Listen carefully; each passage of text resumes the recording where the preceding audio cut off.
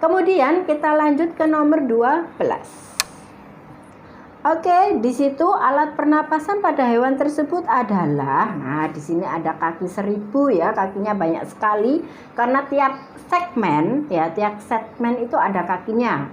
Ya, dia itu jadi tubuhnya bersegmen seperti kalau kalian melihat batang bambu atau batang tebu, nah bersegmen-segmen seperti itu, tiap segmennya itu ada kakinya. Ini merupakan jenis arthropoda. Nah, untuk jenis-jenis seperti ini akan kalian pelajari nanti SMP dan SMA ya. Jadi ada banyak sekali berbagai macam hewan dan kelompok-kelompoknya. Alat pernafasan pada hewan tersebut adalah, oke, kita bahas satu-satu. Untuk yang A, paru-paru buku. Apa itu paru-paru buku? Nah, paru-paru buku itu adalah paru-paru ya yang bersusun berlipat-lipat. Jadi mirip seperti tumpukan kertas dalam buku. Nah, ini biasanya hewan yang bernafas menggunakan paru-paru buku. Ini ada laba-laba dan kalajengking. Oke, kita lanjut ke pilihan yang B, ada kulit basah. Untuk kulit basah ini ya, untuk alat pernafasan hewan-hewan yang punya kulit yang selalu lembab dan tipis, misalkan cacing dan juga katak. Karena tipis sekali, jadi udara bisa langsung masuk ke dalamnya. Tapi syaratnya kulitnya harus selalu lembab, harus selalu terkena air. Oke, lanjut ke C, trakea. Nah, kebanyakan jenis arthropoda ya, ini bernafas menggunakan trakea. Ya, jadi trakea ini ada saluran-saluran ya di dalam tubuhnya untuk jalannya udara. Kemudian yang D ini stigma. Apa itu stigma? Stigma ada lubang. Lubang pada hewan arthropoda atau pada serangga atau pada ini. Ya. Hewan kaki 1000 ini ya. Jadi di bagian kulit ya, bagian luarnya ini terdapat lubang-lubang kecil tempat masuknya udara, namanya stigma. Oke, berarti nomor 12 ini jawabannya adalah C. Lanjut ke nomor 13. Oke, di sini ada organ pencernaan. Nah, kemudian ada yang ditunjuk. Apa ini yang ditunjuk? Bagian yang ditunjuk ini ada di bawah lambung. Nah, apa ini ya yang di bawah lambung? Yang di bawah lambung adalah kelenjar pankreas. Nah, jadi kelenjar pankreas ini ada di bawah lambung. Jadi kalau untuk sistem pencernaan ini menghasilkan enzim apa saja? Ada tripsin, ada amilase, ada lipase atau disingkat TAL ya. Tripsin, amilase, lipase. Oke, kita bahas pilihan jawabannya. Untuk yang A, menghasilkan hormon insulin. Nah, apa bedanya hormon dengan enzim? Nah, kalau hormon ini ya, itu mengkoordinir kegiatan sel, jadi mengatur kegiatan sel. Sedangkan kalau enzim ya berfungsi mempercepat proses reaksi. Nah, reaksi apa? Reaksi yang ada pada tubuh kita, entah itu proses pencernaan ya atau yang lain. Oke. Untuk yang A, hormon insulin ini dihasilkan oleh kelenjar pankreas.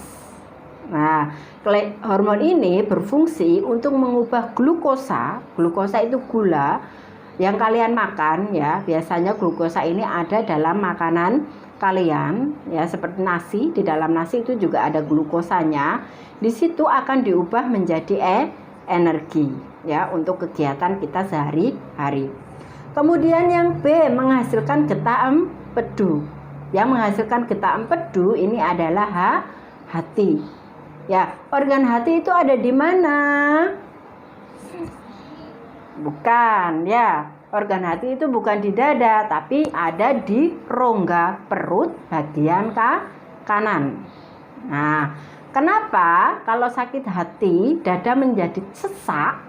Ya, seperti rasa sakitnya itu di dada. Nah, karena pada saat kita sangat emosi ya, sangat emosi itu membuat tubuh kita semuanya itu menjadi sakit. Ya, jantung berdetak lebih kencang. Ya, kemudian nafas jadi terengah-engah, jadi pendek-pendek.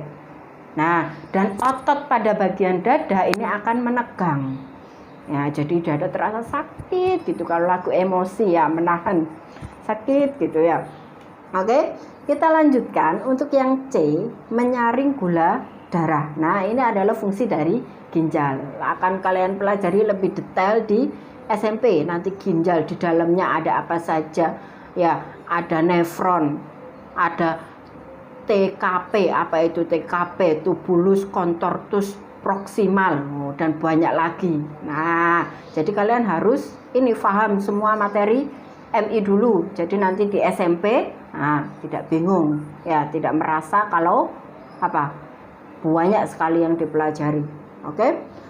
Kemudian yang D itu menawarkan racun. Ini sama seperti yang B tadi, ini adalah fungsi dari hati. Jadi untuk yang nomor 13 ini jawabannya adalah A. Sekarang kita lanjut untuk nomor 14. Nah, di sini ada gambar peredaran darah yang ditunjuk. Nah, yang ditunjuk itu adalah bagian bawah pada ruang jantung. Bagian bawah pada ruang jantung itu pasti bilik. Tergantung itu bilik kanan atau bilik kiri. Nah, yang ditunjuk itu adalah bilik kanan. Apa fungsi bilik kanan? Nah, bilik kanan itu berfungsi memompa darah kotor. Kita lihat pilihan jawabannya. Untuk yang A, menerima darah, sudah pasti yang A itu salah. Ya, menerima darah dari seluruh tubuh, bukan. Yang A ini adalah fungsi dari serambi kanan. Oke, kita ke yang B, memompa darah kaya karbon dioksida ke paru-paru, memompa darah kaya karbon dioksida, yaitu darah kotor. Nah, ini memang fungsi bilik kanan. Kemudian yang C, mengalirkan darah kaya oksigen ke serambi kanan. Kalau yang mengalirkan darah kaya oksigen ke serambi kanan itu tidak ada, karena yang mengalirkan darah ke serambi kanan itu darah kotor. Ya, kalau kayak oksigen itu darah bersih. Ya, jadi yang C salah. Yang D, pertukaran oksigen dengan karbon dioksida. Ini terjadi di alveolus, ya, berhubungan dengan sistem pernafasan. Oke, kita lanjut ke yang nomor 15. Nomor 15, bagian organ pernafasan yang berfungsi sebagai tempat pertukaran udara yang kaya oksigen dengan udara miskin oksigen adalah ini tadi yang sudah dibahas di nomor 14, yaitu alveolus, ya. Oke, kita bahas satu-satu untuk pilihan jawabannya. Yang pertama ada hidung, ya. Hidung itu pada sistem pernafasan berfungsi untuk apa? Nah, hidung itu alat pembau, ya. Di sini di atas ini ada apa? Ada sel-sel pembau. Nanti kalau ada bau apa aja akan cepat langsung ditangkap oleh sel pembau, langsung dikirim ke otak. Nah, di otak ini karena dari kecil ya sudah diajari, ya sudah tahu itu bau apa, jadi langsung tahu. Oh, itu bau mie goreng. Nah, oke. Kemudian di hidung, di sini ada bulu hidung dan juga lendir hidung. Fungsinya apa? Untuk menyaring udara. Supaya udara tadi yang masuk, jika ada debunya akan tertinggal di bagian hidung sini, di rongga hidung. Ya, tentu saja kalau debu itu sudah menumpuk harus dibersihkan. Ingat, membersihkannya di kamar mandi, bukan di depan temannya. Oke, kita lanjut. Yang B ada tenggorokan. Nah, setelah hidung, nanti di sini, ya, di sini ada persimpangan, ya, antara saluran pernafasan dengan saluran pencernaan, ya, namanya faring, ya, ada faring di sini.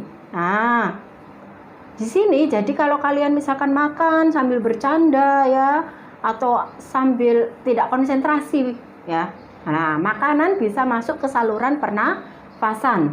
Jika makanan itu terlalu besar, nah, dan keras akan bisa menyumbat saluran pernafasan. Kalau tidak dikeluarkan, nah, bisa menyebabkan meninggal dunia. Ya, atau mungkin kalian pernah tersedak oleh nasi. Nah, itu berarti nasinya masuk ke saluran pernafasan. Ya, nasi kecil bisa mungkin kalian langsung bisa sendiri kembali ke hidung atau harus kalian ketok-ketok dulu. Ya, untuk dada kalian. Oke.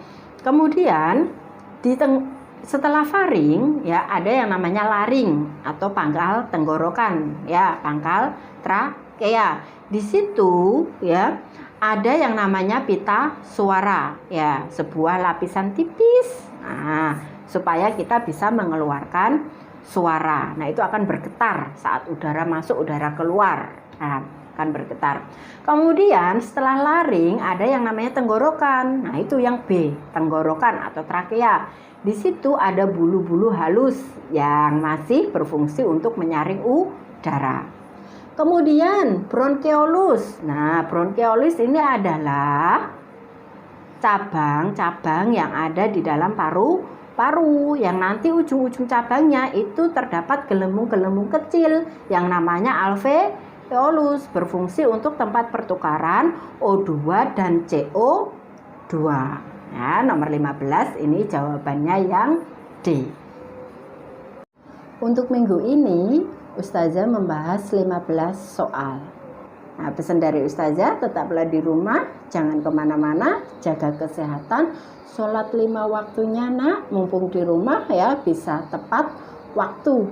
Nah, doanya diperbanyak ya, semoga kalian dimudahkan nanti untuk pendidikan yang lebih tinggi, dipermudah semuanya. Kalian ingin sekolah di mana, semoga terwujud. Ya, jaga kesehatan, makan makanan yang bergizi, olahraga, bergerak, jangan mager terus. Nah, tetap belajar, tunjukkan anak mius, anak hebat, anak yang bertanggung jawab, anak yang soleh dan solehah.